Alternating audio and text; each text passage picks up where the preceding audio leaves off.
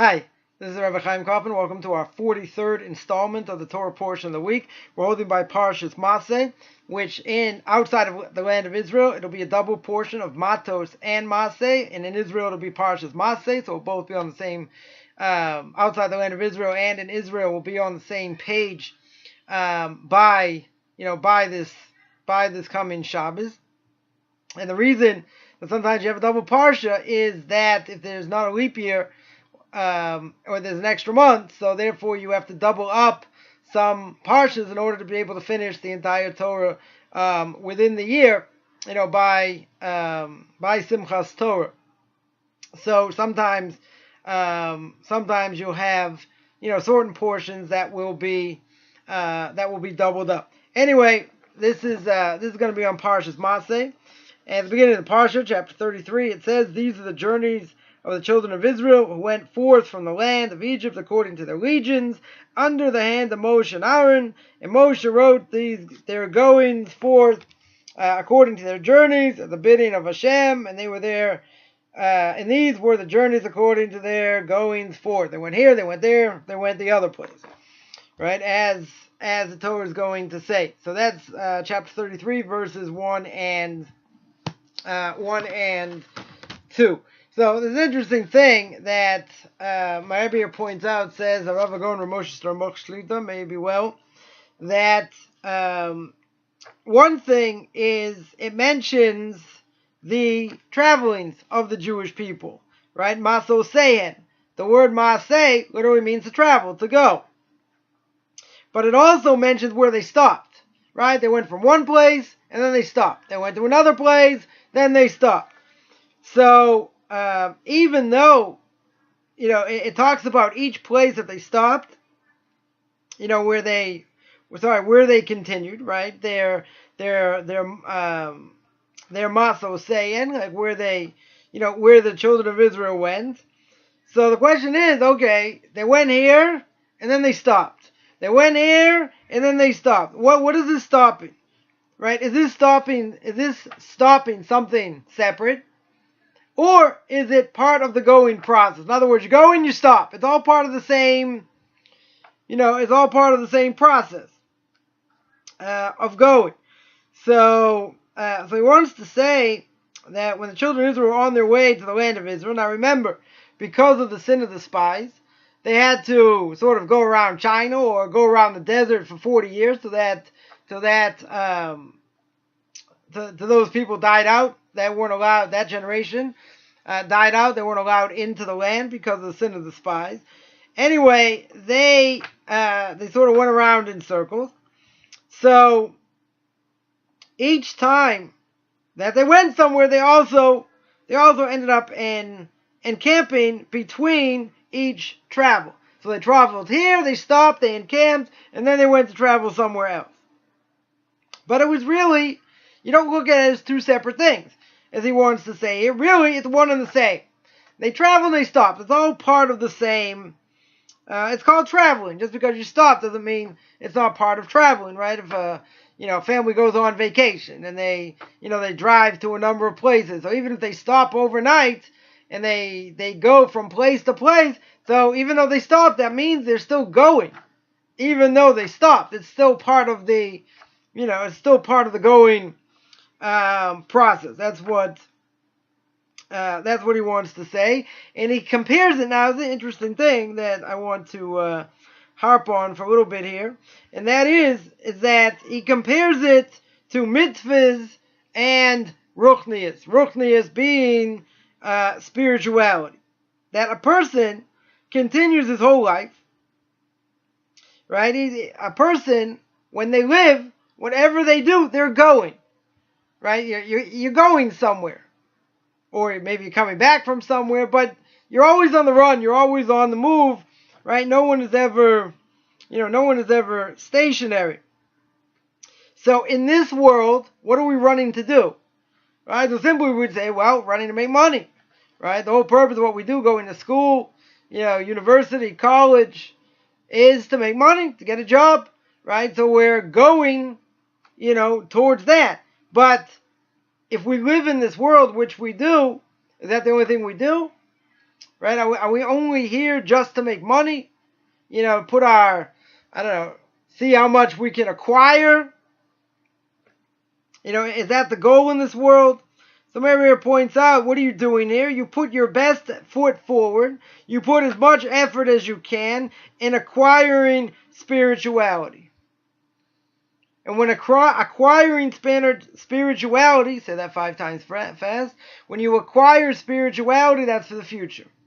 Right? It's for now, but it's like you're setting up a bank account for the future, which is going to be in the next world.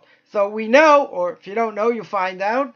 You'll find out now. We know that a person is going to get merit for the actions that they've done in this world. But they're not going to get it in this world. The Talmud says, Schar mitzvah b'hai al maleka. The merit of a mitzvah in this world, there is none. Or it doesn't really translate so well at the end. It means that you don't get merit for whatever mitzvah you do in this world until the next world. Unless, of course there's always a but here, unless a person's so inherently evil that whatever few good deeds that they did, God will give you the merit in this world, and then when a person dies, that's it. You go poof. Like a dog. You have no portion of the world to come. So, therefore, whatever few good deeds you did in this world, God will give it to you. Right? You have it easy. Things will be fine. But God is not going to have a connection to you in the next world. But most people today are not that inherently evil. They may be misguided. They may just be going according to desire. Be that as it may, they are not, so inherently evil that God is going to zap them from being part of the next world. So even if we know that, even if we know that we get merit, we are going to get merit for the future, in the future, for what we do now. So you say, well, isn't he serving God with ulterior motives? Yeah, maybe true. If someone keeps the Torah, and the only reason they keep Torah mitzvahs is because if they're afraid they're going to fry in hell forever, you're not going to want to keep it. It's not going to be so interesting. Because, imagine, you've worked day and night for weeks cleaning up your house for Passover, and you're sitting down at the Seder, and now you got all this matzah in front of you, and you say, Dad, what are we doing here? We have to eat all this matzah in 35 seconds, then you have to whistle Dixie, then you'll start asking when bad things happen to good people. So you're about to wolf down all this matzah on an empty stomach, 2 cups of wine, it's going to go down really good. And so what's Dad going to say? Dad's going to say, you know what? You want to fry in hell forever? Shut up and eat the matzah. Like, this is what we have to do. This is what Judaism is. Boy, sounds like a lot of fun. How much of any mitzvah or any Torah whatsoever is a child going to keep under those circumstances? Probably not very much. So, if the whole thing is about being afraid that you're going to fry in hell forever, so then you're going to have an issue. Torah's not going to be so much fun to keep. So a child will say, you know what? If I'm going to fry in hell forever, I'm going to enjoy it. I'm out of here. I'm going to enjoy it. Why should I suffer? Why should I suffer now? Fine, I'll suffer later. They have no understanding whatsoever what suffering, in that world is going to be, and that's not the topic for now. But the point is you cannot only serve God out of fear. If you serve God only out of fear, it'll never last. You'll never keep anything. If a person serves God out of love, that's different. Right? When we say the Shema twice a day, and we say the first paragraph, we say, V'ahavta es Hashem Elokecha, that you love the Lord your God, with all your heart, with all your soul, with all your might.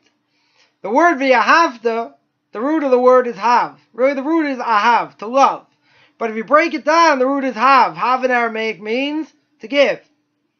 So if you want to love God, you have to give. You have to give of yourself. It's something you have to work at. So we're serving God. Yes, we understand that we're going to get rewarded for what we do in the next world.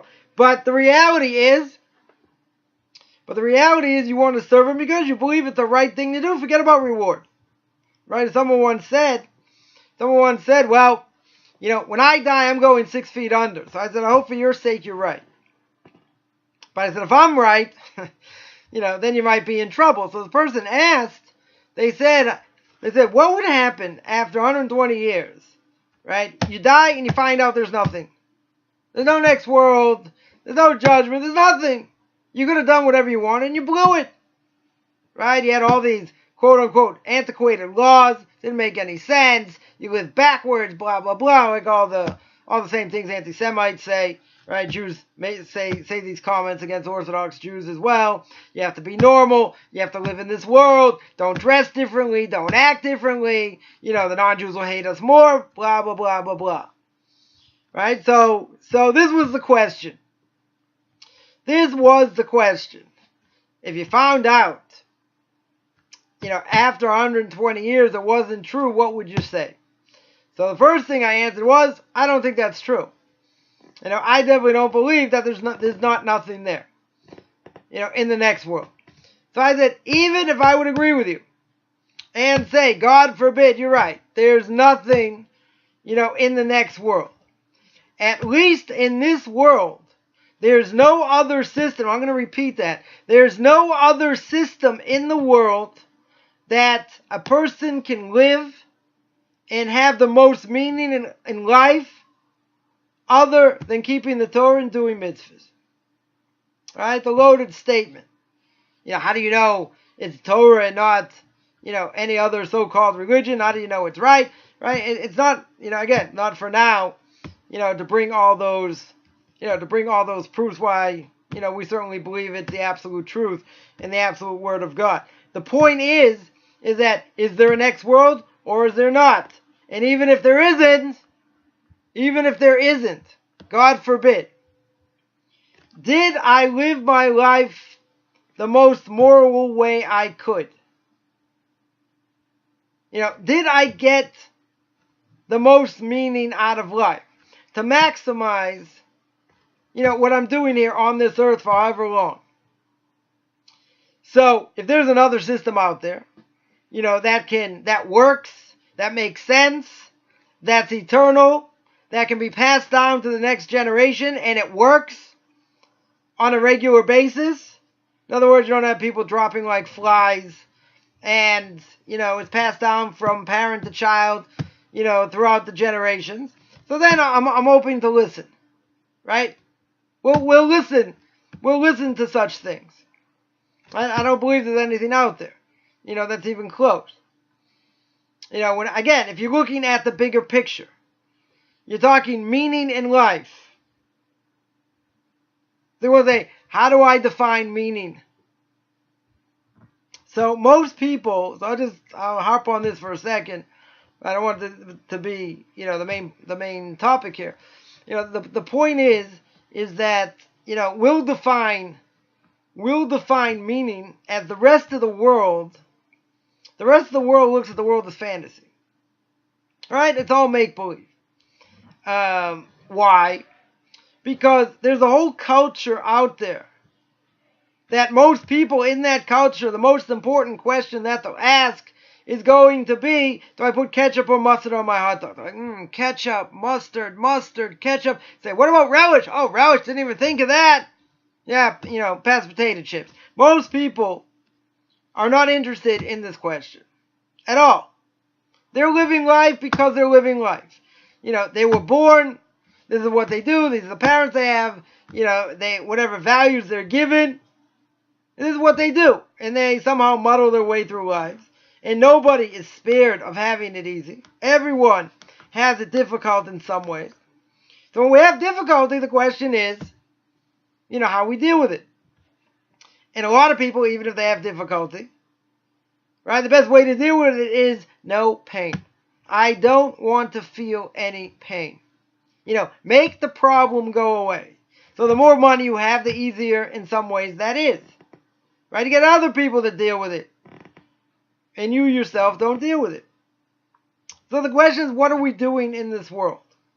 What is the purpose of this world? So here, as my Rebbe points out, the purpose of this world. We want to draw close to God. God gave us a book, wrote it himself, passed it down to Moshe, right? Gave it up to Moshe, Moshe wrote it down. And it's God's will, what the Torah says. I want you to keep Shabbos, I want you to put on tefillin, I want you to eat matzah, shut up and eat the matzah, right? I want you to eat matzah, I want you to sit in the sukkah, I want you to do all these mitzvahs. I don't want you to steal, I don't want you to commit adultery, I don't want you to worship idols. And God says, you know what? I know what's best for you. So you're going to ask, how do I know? How do I know that this is the right way that a Jew should be? Right? How do I know this is the absolute truth? Well, King of the universe is the one who manufactured a book. Right? And all the other major so-called religions agree that God gave the Torah to the Jewish people. Right? At Mount Sinai. He gave the Torah to 600,000 men between the ages of 20 and 60, not including women and children. About 2-3 million people. Nobody else makes such a claim. Right? Christians don't make such a claim. Muslims don't make such a claim. Hindus don't make such a claim. You know why? Because they can't. Because it didn't happen to them. And if it didn't happen to the Jews, why would we still be speaking about it, 5,700 years later? Because if it didn't happen, then the people of the generation who saw God face to face would say, no, it's a fraud. It didn't happen. Of course it didn't happen. Because we were there. So how do we know anything is true? Right? How do we know God took us out of Egypt, for instance? One example. How do we know that? Because there's an obligation to have a Passover Seder every year. And the father tells over the story to his son. And how does that father know that the story is true? He say, wow, got the Bible, it's the best-selling book ever written. Right? The Bible tells you. He say, well, you give me a better answer? Say, okay. How does my father know? Because his father told him the story of Passover. How does his father know? Because his father told him the story. And you go back to the giving of the Torah, Mount Sinai. Now you say, wow, it's pretty far. Maybe it's a big game of telephone. Maybe. But there always were 4 generations at a Passover Seder. The great-grandfather, grandfather, father, and the son. And it wasn't, 4 of those 4 generations. So at one point, that great-grandfather was the young son. So if you go back 80 of those generations, which isn't such a leap of faith, you go back 80 of those generations already back to Mount Sinai. Right? It's not such a huge leap of faith to say, oh, it's a big game of telephone, it didn't happen, Saturn was out of orbit, or that's how the miracles in Egypt happened, or whatever the case was. So I'm not going to get into all the proofs of how we know the Torah is true. That's one major one. Right? That's one major one. And that one event that happened in Jewish history, boy, we commemorate a lot of things that, from that. When it comes to a Passover Seder, everyone has 3 matzahs, 4 cups of wine, go anywhere in the world. Right? You have charoset, you have maror, you have bitter herbs. So, we have a mezuzah that we put on the door. It talks about coming out of Egypt. The Shema talks about coming out of Egypt. We make Kiddush. Talks about coming out of Egypt. We make Kiddush on Shabbos. The evening service commemorates coming out of Egypt. Boy, if it didn't happen, we're in big trouble. So you have one event that has all these ramifications. So here my Rebbe says, again, the point, which I don't want to get sidetracked here, the point is that whatever we do in this world, we're trying to bring our souls closer to God. Because the reality is, God breathed in us the breath of life. We have the ability to talk, to reason, to either go in the right direction or go in the wrong direction. We have free will. Now, even if that's true, whatever we do, we have a conflict between body and soul. The body wants the soul to go after it. The soul wants to go after spirituality. You have this conflict till the person dies. And the soul needs to be nourished. In order for the soul to shine, and to look like a holy person, a person has to learn and learn and learn. And that strengthens the soul. And if it strengthens the soul, every time the soul gets strengthened, that means that the body also gets strengthened spiritually. If it's the other way around, the body debases the body and the soul. So that's why both are slapped together, and after 120 years they're going to get judged as one entity. Because the body's going to say, I couldn't do anything. The soul's the one to control me. The soul's going to say, I couldn't do anything because I couldn't control anything if it wasn't for the body. So God says, let me think about it. And he slaps them both together, and he judges them both. So the purpose in this world is to prepare for that spiritual world. For where that soul came from, which is a spiritual world, which God gives every person in this world a soul. So it comes from his heavenly throne, underneath his heavenly throne, but it comes from the spiritual world. So therefore, when it comes to the spiritual world, it comes with a mission. And depending on what it did, either fulfilled its mission or it didn't.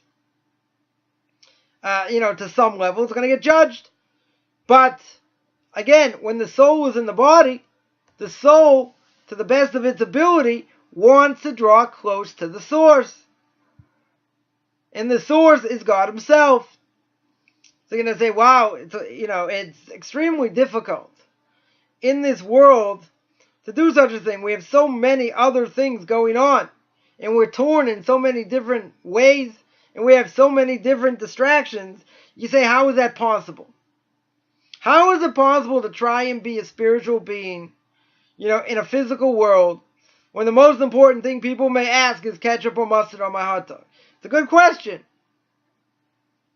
And nowhere in the Torah does it say, you know what, I'm going to give you this book. I manufactured it myself. Life's going to be easy. I didn't say that. Look at all the trials Abraham goes through. Right? God saves one of the best for last. 100 years old, circumcision.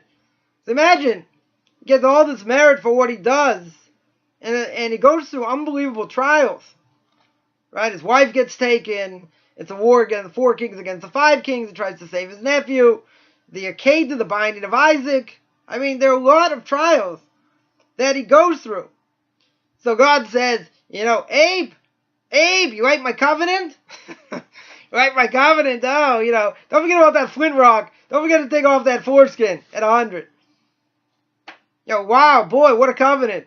So God says, what? You think, if I made everything easy and I made you famous and wealthy, who's not going to sign up? That's not part of the deal. Part of the deal is to serve me no matter what I throw at you, no matter what happens.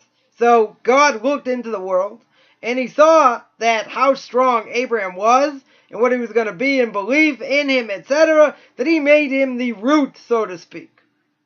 The tree, everyone else were the branches, as the Ramchal says, as Rabbi Chaim Coffman brings out in Derech Hashem, in his book, The Way of God. He's the pinnacle. So then he had Isaac as a branch, Yaakov as a branch, and the Jewish people are further branches of that. So, spirituality is something that every person, Jew or non-Jew, right, has to seek out, according to the way the Torah set it out. So, my Rebbe wants to say, just like that's our goal in this world, we're here to acquire immortality, slip of the tongue there. Immortality, we want to acquire through spiritual means by keeping the Torah. So, my Rebbe here points out that the different stations that we are in this world, right? We go from place to place. Very few people stay in the same place where they grew up, right? They move from place to place. And because they move from place to place, it's preparation, right? This world is preparation. As the Mishnah in Pirkei Avos says, that it's preparation. It's a prose door. It's like a hallway to the next world. This is what this world is. So it's preparation to enter the palace. What is the palace? The palace is the next world. That's why the rabbis tell us that Talmidei Chachamim, rabbinic scholars, have no rest in this world. Why do they have no rest in this world? Because they're busy in this world growing spiritually. They're growing level after level after level. So they don't have any rest. You say, they're too busy learning. They're too busy, you got their head in the books. Yeah. They're learning. They're turning over what they learn to see if it's 100% true or it's not, based on what the commentaries say. One says like this, another one says like that, and you put a whole bunch of things together and see how it works, what the halacha is at the end, how is it going to come out, what we do, right, based on this text, which is a commentary on the Torah, right, Talmud's a commentary on the Torah. You need a running commentary, otherwise you'll never understand anything. So, this world is preparation, and we're put in different stations, and each station along the way is helping us prepare for that final station. So, therefore, imagine if the whole point in this world is latching on to spirituality, and our goal is to learn and give over and live to the highest level that we can, growing, in our knowledge, growing in our service to God, and doing what He wants from us. So how can you ever have free time? There's such a concept as, let's go to the mall to kill time. Let's, do this crossword puzzle to kill time. I'm waiting for a bus. I'm doing it, whatever it is. I'm waiting for, let's do something to kill time. So, in Judaism, there's no such thing as killing time. In other words, time is of the essence. The Rabbi Chaim, Zecher Tzadik Levracha, may his name be blessed, used to say, people say time is money. He said it's a big mistake. We don't look at time as money. Time is life. Because there's a tremendous amount we can gain, every minute, every second, that we learn. So we want to maximize. We want to maximize to the best of our ability. Not just that we're going to get merit in the next world, but the point of learning is to change us. That's what Torah is. It's there to change us. If you learn Torah like mathematics, as Ramosha Snyder, Zecher Tzadik Levrocha, may his name be blessed, the famed rabbi of Yeshiva Eitz Chaim, where my Rebbe went, and he produced tremendous Torah scholars, and he was a student himself of the Chofetz Chaim, that he used to say that a person who learns Torah like a student, or what he used to call a frummer student, a religious student, that's not Torah. Right? That's not Torah. You're learning like mathematics. If you're learning like mathematics, it's so interesting. It's mind expanding. Great. But isn't Torah about action? Isn't Torah not just about philosophy? Not about, picayune details, about what this rabbi said and someone else said and how to put it together, and they're arguing, they're not arguing. How does the halacha come out? It's complicated. It's extremely complicated. So if someone's an intellectual, so they'll get tremendous benefit out of it. Because, it stimulates the brain. It certainly does. But if you learn it just for that, that's not Torah. It may look like Torah, but it doesn't change you. It gives you knowledge, that's true. And you have a tremendous amount of knowledge because there's plenty what to learn. There's plenty what to learn in Torah, there's no question. But what is it worth if it doesn't change you? What is it worth if you're not growing spiritually? It's just like another subject. Like someone I went to college with, was finishing up his rabbinic ordination. His Reconstructionist rabbinic ordination. He took a number of classes at Hebrew University to finish. One of the classes was in Kabbalah. So I said, very nice. You went to JTS and conservative movement, so they teach you about things. They don't actually teach you the subject itself. Most of the people there don't know anything anyway. So they give you, you learn a little about a lot of things, and that makes you an expert on nothing. So I said, tongue-in-cheek, oh, you're learning Kabbalah? So he said, yeah, if I'm going to be a heretic and not be Torah, I should know what I'm going to be a heretic about. So I asked him, I said, so you're learning about it? Not the actual source. You're learning, historical analysis about Kabbalah. It's like, no. Learning about the different spiritual worlds, and all this and all that. So then he gave me the statement, well, if I'm going to be a heretic, I might as well understand what I'm going to be a heretic about. So I was like, what do you have to say to that? So I said, well, Madonna out there, she learns Kabbalah, she doesn't even know the Aleph base. She can't even read Hebrew. She'll look at the book and say, oh, sorry, it's upside down. Like, she has no idea. So I said, if she can learn Kabbalah, you also can learn Kabbalah. So this friend of mine started to laugh. It's like, oh, it's a good joke.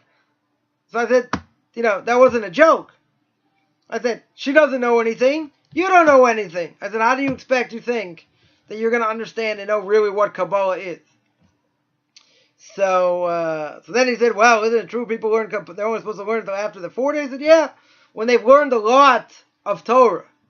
I mean, a lot of Torah. So I said, you know what the problem is?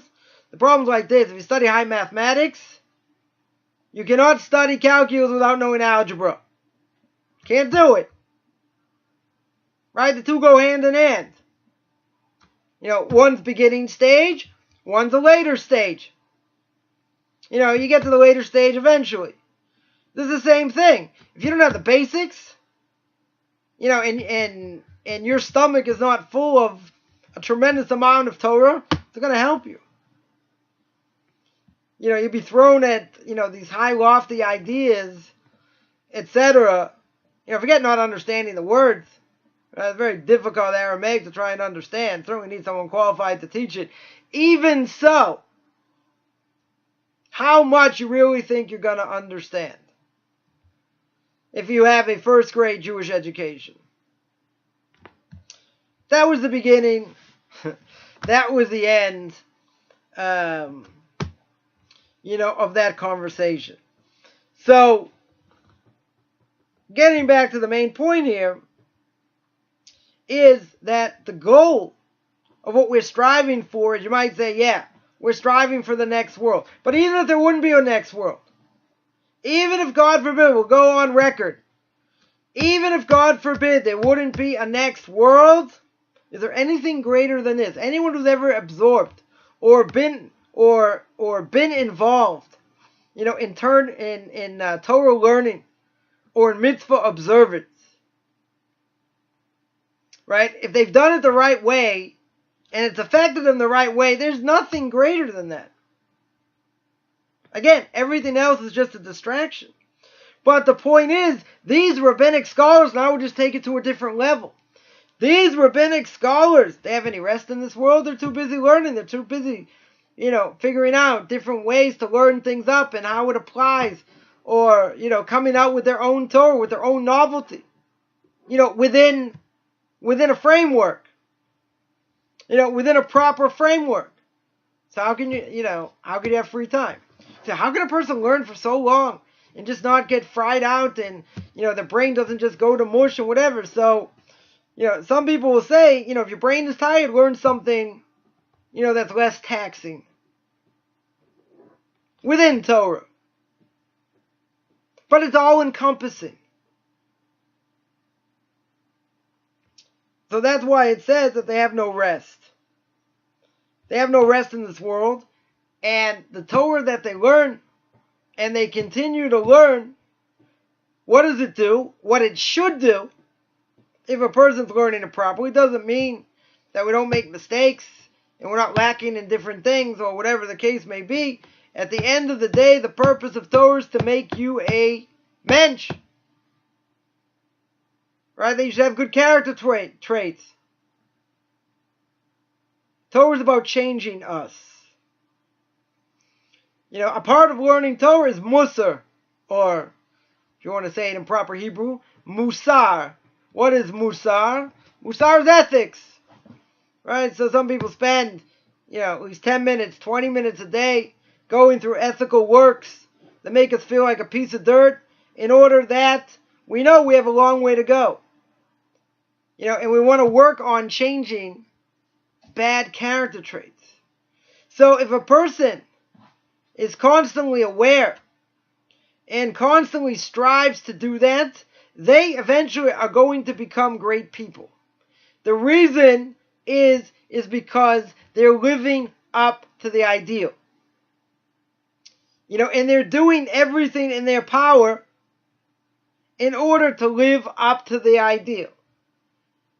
Do they fail sometimes? Sure.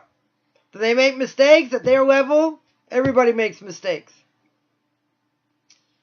But you see, as I mentioned many times, we're not on a train going nowhere. We're not on a train going like this. That's stagnation. Right? Stagnation is mediocrity. Mediocrity killed the cat. I don't even think there's such a colloquium. I just made it up. Right? Mediocrity means I'm happy where I am. That's not Torah. That's absolutely not Torah. It's like saying, I'm happy being a C student. I'm sure that'll go over well. Go into your English comm class. I'm just a C- student. No matter what you do, I'll always be C-. So then, the professor or the teacher will try and encourage you or whatever. But a person has a mindset. If in their mindset they say, I'm this, and I can never go past this. So that's a self-defeating attitude. But Rebbe always says, if you don't have high ideals, then you're going to end up way down here. But he says, if you shoot for the stars, you may not end up in the stars. You may fall and end up on the moon, but you're not going to fall and end up on the earth. You're going to be somewhere in between. Why? Because the goals that we have and the desires that we have, we're going to want to go higher and higher and higher. Now, we may go up, come down, go up, come down. But I guarantee you, anybody who learns for any length of time, over time, you're going to gain knowledge. And this knowledge, whatever you learn, are building blocks. And these building blocks take one, take another, take another, take another. Over time, you're going to have something up here. And then, that's when the real learning starts. And the reason is because when a person's first learning how to learn, so you can't make heads or tails of anything, you're just absorbing knowledge. So that's one thing, just to understand what it means. Right? Then once you understand what it means, then you can see, what some of the commentaries do with it. And say, okay, this is what it means. According to one, it means like this. According to another, it's different. It's like this. So now you understand what it says. Now you're grappling with what it means. What are the repercussions of such a statement? What are the ramifications? Are there ramifications? So now if you have two people disagree, so the next step is, okay, what are they arguing about? Let's go back, and this is how learning is done. Let's go back and analyze the text. If we look at the text itself, who does it make more sense according to? Well, you say it makes more sense according to X. Okay, then why is Y disagree? Right? What's the disagreement about? It's another level. And then when you look at a whole, let's say a whole topic. Let's say you're looking at one specific topic. Now let's say it's 4 lines, 5 lines, 8 lines, whatever it is. One topic. So now you're analyzing the topic. See, the thing is, if you have people disagree, so now you have to see, okay, who's right, who's not, how do we hold, what do we do in reality? But you have to look at the bigger picture. Right? You can't just get caught up in the detail. You have to look at the bigger picture. Now, in the bigger picture, I'm just breaking this down. In the bigger picture, there may be another source somewhere else that contradicts this. This is not the only place it's brought down. Let's say. Make it easy. Right? Let's say it's brought down in 3 different places. If it's brought down in 3 different places, it doesn't necessarily mean it's universal in each place. Maybe there are differentiations in the text, in the conclusion. You can say, oh, I got a headache already. Yeah, it's complicated. So you have to be able to see the whole picture. Imagine, you're talking rabbinic scholars. So I happen to be close to one of the top 5 rabbinic scholars in the world today. So he knows everything about everything. He can take from here and take from there and put all these things together. Because he's got that type of brain. And he remembers everything. Which is even more unbelievable. But I'm going to get into that. When you take somebody at that level, I mean, he's like a Rebbe's Rebbe, like an absolute Torah giant according to everybody. And you see what the knowledge is. That's just awe. That's just awe-inspiring. And the reason is you're not worshiping the person, you're worshiping the knowledge that he has. Because he learned everything. But it's all there in the palm of his hand. And when he has to make a decision, he has all this information.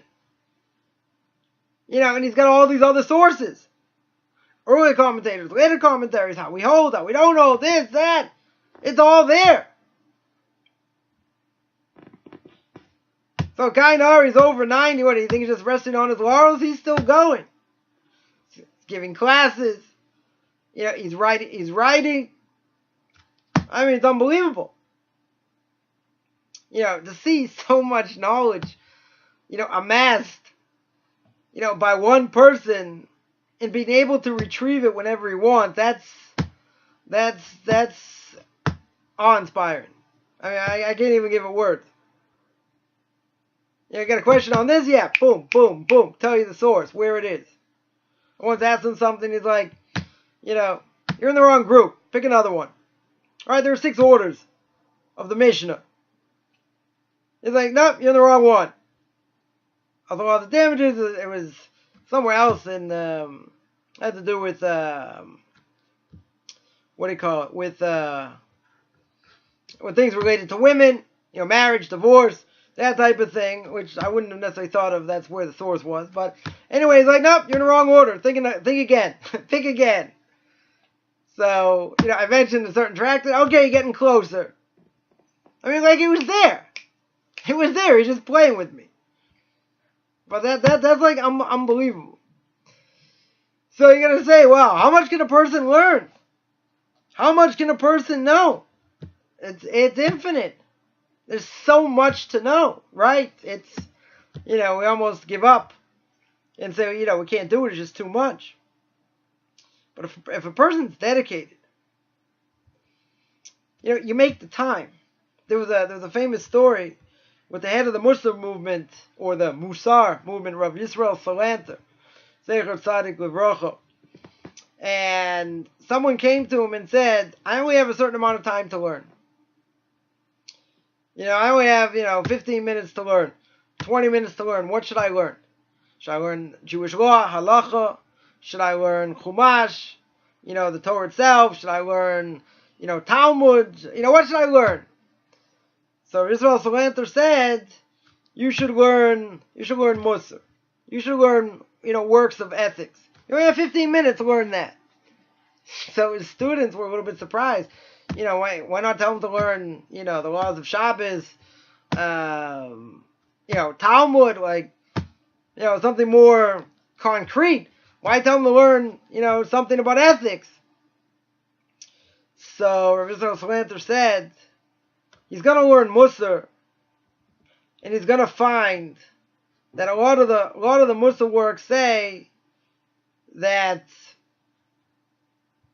or they'll show that what we do a lot of the time, or sometime, whatever it is we waste time.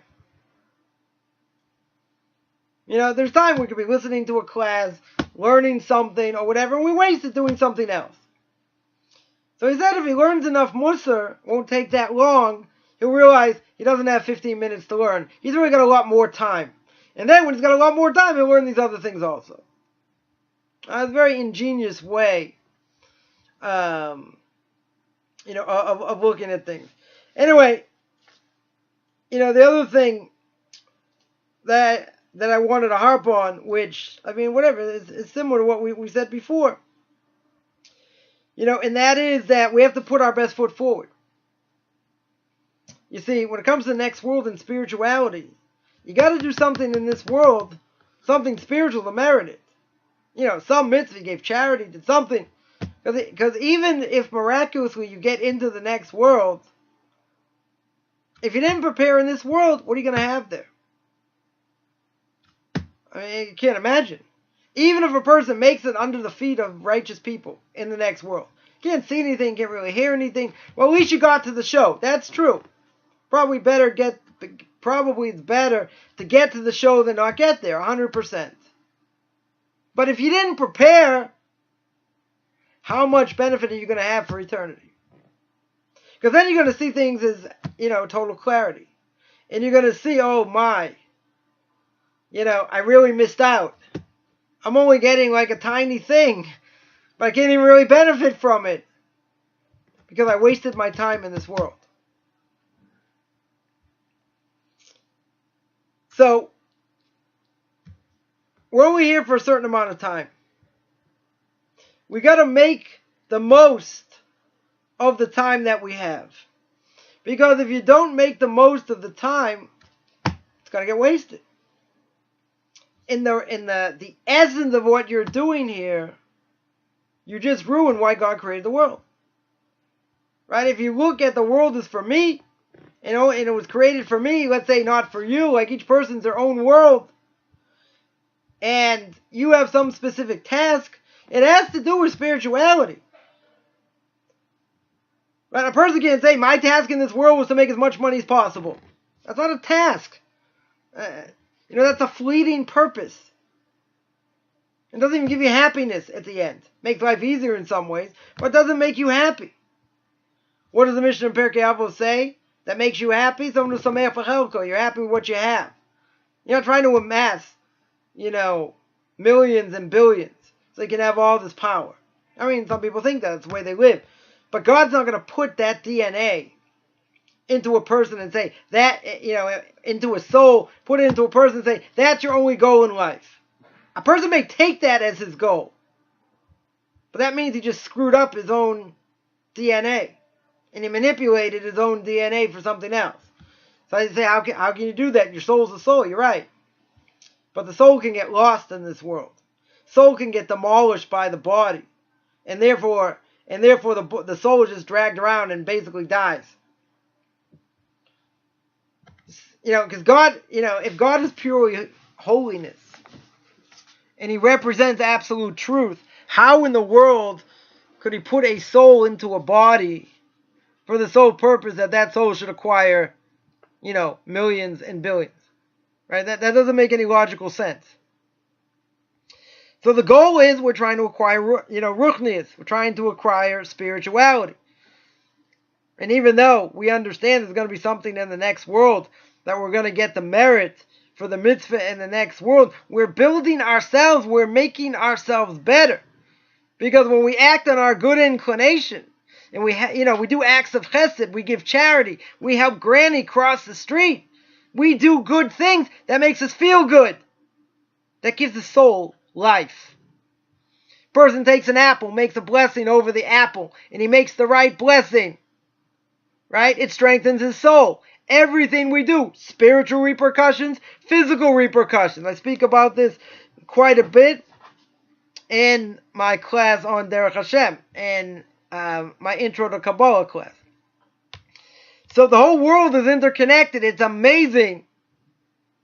It's amazing how interconnected it is and how it affects us. But obviously it's not the topic for now. So whatever we do spiritually, that's what God wants from us. Because that is going to make our spiritual side stronger, and it's going to make us closer to Him, and that is the purpose of what He wants from us in this world. So as I mentioned before, I also give this class Intro to Kabbalah every Tuesday night, 9 o'clock, New York time, based on the book Derech Hashem. I also have conversion classes, Noahide classes. You can take a look at my Facebook fan page, Beyond Orthodox Conversion to Judaism, or Beyond Noahides. You can also take a look at my blog, orthodoxconversion.com. And anyone who wants to contact me, you feel free at rabbichaimcoffman@gmail.com, RABBICHAIMCOFFMAN @gmail.com. Everyone have a great Shabbos.